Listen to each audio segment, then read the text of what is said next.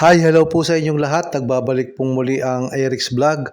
At ngayong araw naman ho na ito ay pagbigyan ho natin uli yung request ho sa mga comments dun ho sa mga nakalipas ko hong vlog tungkol ho sa mga nanalo ho sa lungsod ng Maynila ng mga kandidato sa konsihal. So ngayon naman hong araw na ito ay pag-usapan ho natin ang mga nanalo hong kongresista sa 6 na distrito ho ng lungsod ng Maynila. So yan ho ang ating pag-uusapan.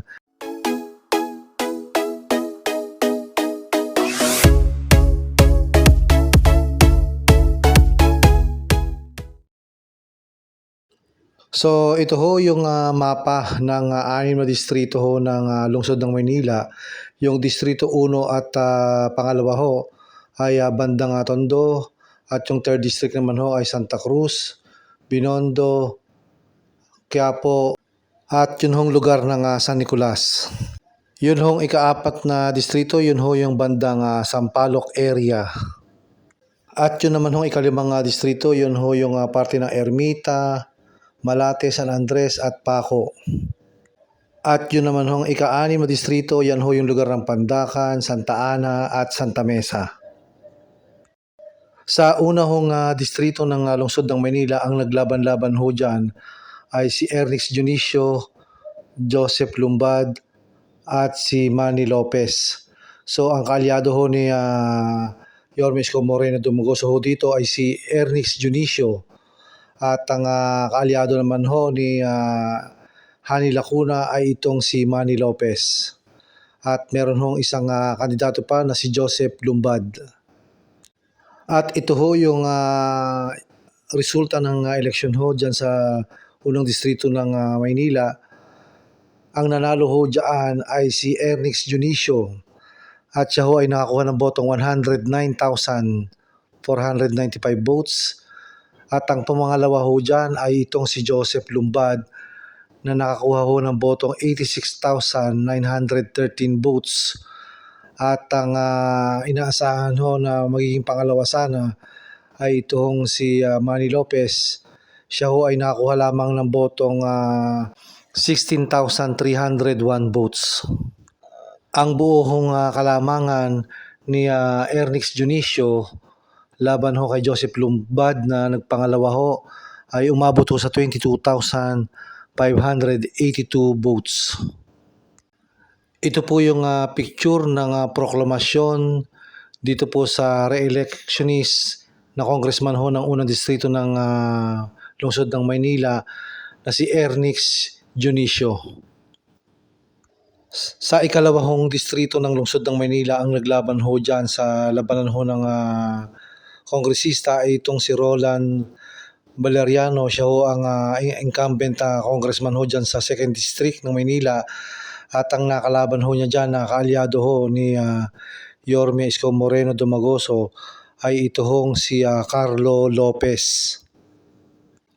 Ang nanalo ho sa labanan na yan ay ang re-electionist ho na si Roland Valeriano laban ho kay Carlo Lopez, sapagkat mas malaki ho ang botong nakuha ni Roland Valeriano at ito ho umabot sa 59,865 votes laban ho kay Carlo Lopez na nakakuha ho ng 53,650 votes. So dito ho sa labanang ito ay lumalabas na lamang si Roland Valeriano ng boto hong 6,215 votes. Ito ho yung larawan ng proklamasyon ho ng re-electionist o re-elected congressman ho ng ikalawang distrito ng Maynila na si Roland Valeriano. At dumako naman ho tayo sa ikatlong distrito ho ng lungsod ng Maynila na kung saan ho ay naglaban-laban ho itong si Apple Nieto na kaalyado ho ni Yorme Isko Moreno Dumagoso sa team na Yorme's Choice. At ang kalaban ho nila sa grupo ho ng Asenso Manileño ay ito ho nga incumbent congressman na si Joel Chua. At meron pa hong isang lumaban na si Ramon Morales.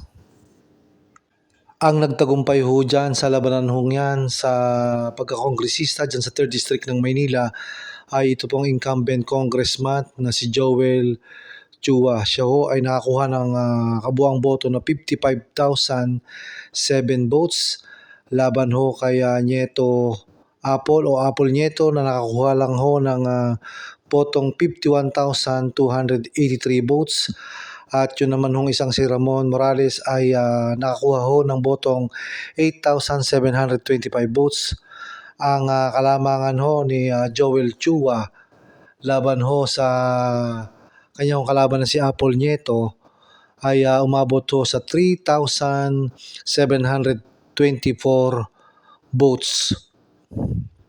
Tulad din ho ng mga nanalong congressman sa 1st District at 2nd District, sa 3rd District ho ay prinoklama din ho itong si Joel Chua bilang second term re-electionist o re-elected congressman ng 3rd District ng lungsod ng Maynila. Ang naglaban-laban naman ho sa ika-4 na distrito ng Maynila para ho sa posisyon ng representative o kongresista ay ang unang-una po ang kaalyado ni Yorme Isko Moreno Dumagoso na si JTB Villanueva. At ang kagrupo naman ho ng Asenso Manileño ng grupo ho ni Hani Lacuna ay itong si Dr. Giselle Maceda at meron pa isang lumaban na Joc Chua at Tricia Bonoan David. Ang nanalo ho sa labanan na yan sa 4th District ho ng Manila sa posisyon po ng representative o kongresista ay itong si Dr. Giselle Maceda na nakakuha ho ng botong 54,446 votes laban ho kay JTB Villanueva na nakakuha lamang ho ng botong 35,651 votes at si Doc Chua ho ay nakakuha din ho ng 32,937 votes at si Tricia David naman ay nakakuha lamang ng 7,271 votes. So ang kalamangan ho ni Dr. Giselle Maceda kay JTB Villanueva ay umabot ho sa 18,795 votes. So dyan po ay wagi si Dr. Giselle Maceda bilang 4th District Congressman o Congresswoman ng Maynila. Ito ho yung larawan ng proklamasyon ng bago hong Congresswoman ng ika-4 na distrito ng Maynila na si Dr. Giselle Maceda. Ang naglaban naman po sa posisyon ng representative sa ika-5 distrito ng Maynila ay itong kaalyado ni Yorme Isko Moreno Dumagoso na si Amado Bagatching. At ang nakalaban ho niya dyan ay ang incumbent congressman ho ng ika-5 distrito ng Maynila na si Erwin Cheng. So ang nanalo ho dyan sa labanan ho na yan ay si Erwin Cheng ho laban kay Amado Bagatching. At si Erwin Cheng ho ay nakakuha ng botong 86,262 votes laban ho kay Amado Bagatching na nakakuha lamang ho ng botong 79,448. So ang kalamangan ho ni Erwin Cheng kay Amado Bagatching sa ika-5 distrito ho ng Maynila ay umabot ho sa 6,814 votes. So dyan ho ay wagi si Erwin Cheng bilang congressman o representative ho na ika-5 distrito ng Maynila. Ito ho yung larawan ng proklamasyon sa ika-5 distrito ho na congressman na si Erwin Cheng. Ang magkalaban ho sa ika-6 na distrito ng Maynila ay ito ho nga incumbent congressman na si Benny Abante at kanya ho nakalaban dyan ay si Joey Uy na kapartido ho ni Yorme Isko Moreno Dumagoso sa Yorme's Choice Team. So sila hong dalawa ang naglaban sa 6th District of Manila. At ang nagwagi ho dyan ay si Joey Uy, ang kapartido ho ni Yorme Isko Moreno Dumagoso na nakakuha ho ng botong 64,746 votes. At dyan ho ay natalo ang incumbent congressman ng 6th District of Manila na si Benny Abante na nakakuha lamang ho ng botong 63,358 votes.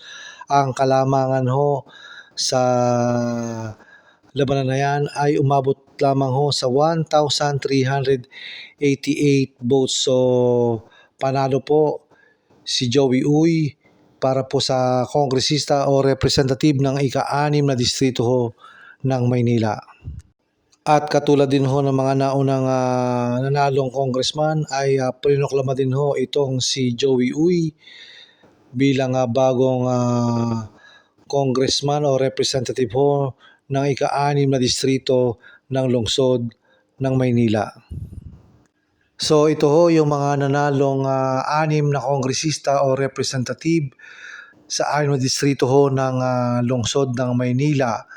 Ang nanalo hong kapartido ni Yorme Isko Moreno Dumagoso, dyan ho sa 6 na yan ay 2 lang ho ang nanalo. Unang-una ho dyan ay si Ernest Junicio sa unang distrito ho ng lungsod ng Maynila. At ang pangalawa ho ay itong si Joey Uy na sa ika-6 na distrito ho ng lungsod ng Maynila. At ang nanalo naman ho sa partido ni Hani Lacuna ay ito hong si Roland Valeriano, Joel Chua, Giselle Maceda at si Erwin Cheng. So meron hong 4 na congressman ang nanalo ho sa kapartido ng incumbent mayor ng lungsod ng Maynila na si Hani Lacuna.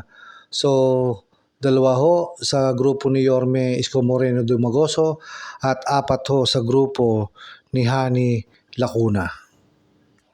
So hanggang dito na lang po muna ang ating vlog. Ito ho yung mga nanalong kongresista sa lungsod ho ng Maynila. Maraming salamat ho sa lahat ho ng patuloy na nanonood ng aking mga ina-upload na video. And salamat din ho sa lahat ng nag-subscribe. At dun ho sa mga hindi pa ho nag-subscribe, pasuyo na lang po pa-subscribe para po ma-notify kayo sa mga susunod hong mga i-upload ko hong video na may kinalaman pa rin ho sa politika sa Pilipinas. So, isang mapagpalang araw po muli sa inyo and God bless.